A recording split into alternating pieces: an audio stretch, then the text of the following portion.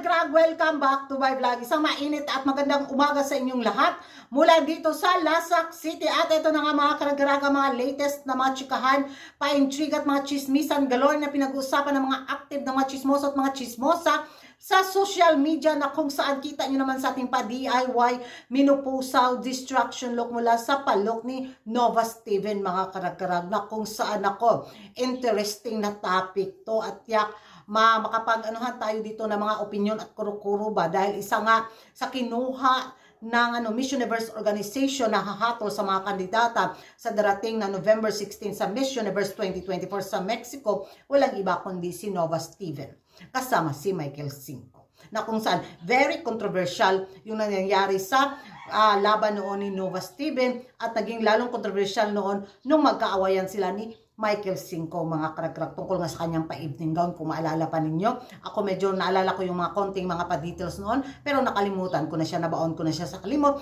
Pero ngayon, uungkatin natin to in a good way, in a positive way, mga karag-karag. So yun na nga, at dahil nga sa pagkuha ng Miss Universe Organization sa dalawang ito, nako, hanas at banat ng iba mga beauty pageant lovers, ng mga chismosa at mga chismosa, nagpa-feeling hero daw ang Miss Universe Organization. Alam naman daw sana ng Miss Universe Organization na may hindi pagkaunawaan ang dati sina Nova Steven at yung Team Canada kay Michael Cinco. So sa taon na to, parang gustong pag-ayusin daw ng Miss Universe Organization ang dalawang ito. Hindi natin alam, di ba, na baka nagkaayos na sila. So parang yung reunion daw ito ng dalawang si Nova Steven at saka si Michael Cinco. So abang na lang tayo sa mga susunod na mga pasabog after the Miss Universe pageant. At isa nga sa kinabahala ng mga chismoso at mga chismosa, mga karag-karag, sa muling pagbabalik ni Nova Steven sa Miss Universe bilang judge. Nako, baka daw makaapekto at maging critical ang maging posisyon ni Chelsea Manalo, lalo na daw sa pa-scoring. Baka daw gaganti si Nova Steven sa pambabash ng mga ibang beauty pageant lovers ng mga Pilipino noon sa kasagsagan niyang kanyang laban sa Miss Universe, na kung saan grabe na-call out yung na-call out talaga yung mga Pinoy beauty pageant lovers na nambasa sa kanya noon.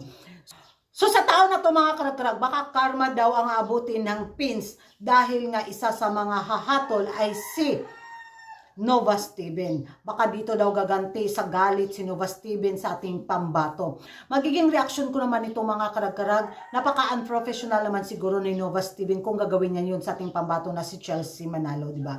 At hindi rin natin masisisi kasi yung ibang nambasa sa kanya, mga karag-karag, kasi isa siya sa mga very problematic at very sensitive na beauty queen na lumaban noon sa Miss Universe. Halos na lang kasi noon parang issue na para sa kanya.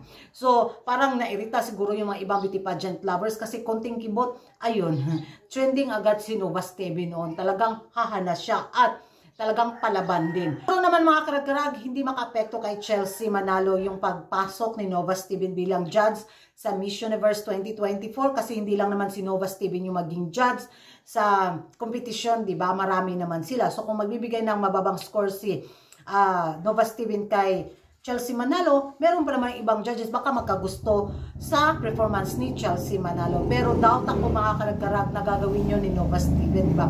Baka advantage nga rin ni Chelsea Manalo itong si Nova Steven, mga karag-karag, kasi base nga sa naging experience din ni Chelsea Manalo, diba? So makikita ni Nova Steven sa katauhan ni Chelsea Manalo yung yung naging sitwasyon niya noon nung lumaban siya sa Miss Universe Canada, at yung naging experience din ni Chelsea Manalo sa mga bashing dahil nga dark colors, dark yung skin niya, di ba? So ewan ko lang, mga karag-karaga, sana maging maayos yung pagbigay ng mga score sa mga kandidata sa Miss Universe 2024, at sana hindi bitaw mangingibabaw yung nila, yung ganti na ay nabash ako dito sa mga sa taga Pilipinas, o lagot kayo sa akin. Sana hindi yun mangyari. Sana maging professional yung datingan sa pag-judge sa mga kandidata.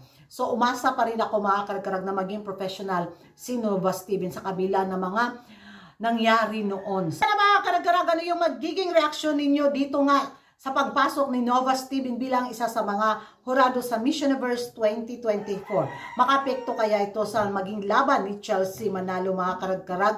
Mag-ingay tayo sa comment section, at kung hindi ka pa nakapag-subscribe sa YouTube channel ko, don't forget to like and subscribe. Kuragan Karag, ang babaeng lagi nagkarag-karag. And see you in my next vlog. Bye-bye!